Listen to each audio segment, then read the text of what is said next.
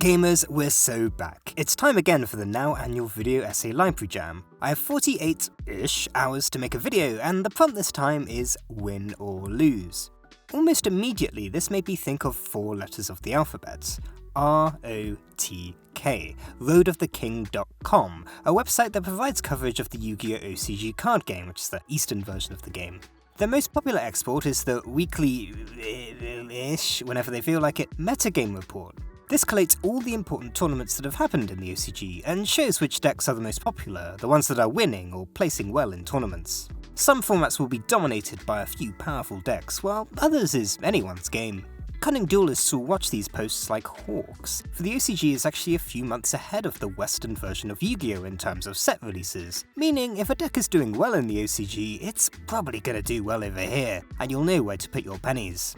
Or life savings in some cases. As a YuGiOh player myself, I'd be lying if I said I don't take at least some interest in how the OCG is doing. If an upcoming deck looks cool enough and is doing well enough, then maybe I'll think about picking it up. But really, what I'm more interested in is what I see when I scroll down. Sure, you have 39 Malice decks and 36 Mitsurugi decks, but what about that one duelist who apparently decided to bring Goatee to a tournament? Or the other duelist who, for whatever reason, is still sticking with Voiceless Voice despite it leaving the format as quickly as it entered? Or perhaps we could peer into the mind of the Lone Ranger who considered bringing Grass Bestial Armed Dragon Tempai Dragon Ruler to an event, and did it. What mysteries lie within the others section of this chart? These are called rogue decks, literally defined by behaving in ways that are not expected or not normal, often in a way that causes damage. Rogue decks are decks that are not as good as the best decks in the game, but can still catch players off guard, either due to matchup inexperience or by being specifically tailored to beat those top level decks. The latter is very important to card games in particular. It could be argued that much of a tournament performance in YuGiOh is determined before the duelist even sets foot in the venue. We've seen this happen in the most recent format of the game, with it essentially being a rock paper scissors of 3 different decks. Specific cards can also be put into the side deck, a deck that you can dip in and out of in between games of your best of 3 matches. Side deck cards are usually designed to counter these high level strategies. This isn't to downplay the skill needed to pilot these decks, of course. Give me a YCS winning deck and I will still not be able to win a YCS. But if a top player does end up making an incorrect metacall before the event, it certainly won't make winning easy for them. So what if, in making this metacall, it wasn't just swapping to what deck you thought was the best at any particular time, it wasn't just running a few side deck cards to cover any weak matchups. What if it was playing a completely different deck altogether? At YCS Birmingham in 2025, this is what top-level German player Dinkabui decided to do. Instead of playing Ryziel or Malice, the duo meta threats at the time, Dinkabui decided to play Fire King. Don't get me wrong, Fire King was a popular strategy in the past, but had largely been pushed out of the metagame due to its complement engine, Snake Eyes, being put on the ban list. What was described by the commentators themselves as 3 copies of the Fire King structure deck mashed together, Bui's strategy was simple, and unlike any way that the deck had been played before, his plan was to do just enough. He wouldn't do any flashy 10-minute combos or explosive overextensions. He would summon maybe 2 monsters, set up a respectable board that he could pretty much get to every time, and pass it to his opponent. This choice of deck and playstyle meant that multiple cards that the people of YuGiOh at large were running at the time just didn't work. Bestials did nothing. Molchami Fuvalos? Nuh-uh.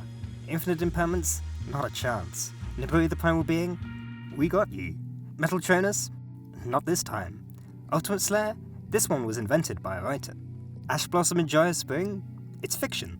Players with hands full of interaction would throw everything at Dinkabui before realizing they've achieved nothing. He's just gonna sit there no matter what. And now, you're 2 cards down, and the grind game begins. Even the cards that do work against Fire King, namely Joel and Lockbird, were side deck affairs, played in sparse amounts or not even played at all. Honestly, I'm only scratching the surface here. I could go on, but I want to keep this general and make sure it makes at least some sense for non-YuGiOh players. I'll just say that it's all of this and more that allowed him to wreak havoc upon many unsuspecting duelists, cruising to top 8 and eventually winning the entire event. Even with recency bias, it wasn't that long ago, Dinkabui's run at YCS Birmingham is widely regarded as one of the greatest tournament runs in YuGiOh history. It pushed Fire King back into notability, even if it didn't go all the way back to Tier 1, and it shaped how the deck was to be played for that year. What's more incredible about the run though was that in a venue full of top level players, and also me, he was pretty much the only person doing this. He was the only one that made that meta cool, the only one that figured something out about the game and believed that he was right, the only one who took advantage of it. It's important in the same way that Yoshi winning a Super Major or Diffusal Blade Gyrocopter winning an International is important, because it shows that competitive games are magical. They are ever changing, they will never be figured out, and just when you think you have figured it out, just when you're sure that you know what the best thing to do is, someone will show up and prove you wrong. It's why I love looking at this list. While it would be a bit ridiculous to say that all of these decks have the potential to win a YCS, they also don't need to. They just need to be different. These games are boring when the best strategies are constantly being played. They're at their best when chaos is thrown into the mix, when you should always expect the unexpected. You don't have to win or lose, you just have to have fun. So tell me, a friend of yours comes and tells you one day before the event that he's going to play Fire King. How do you react?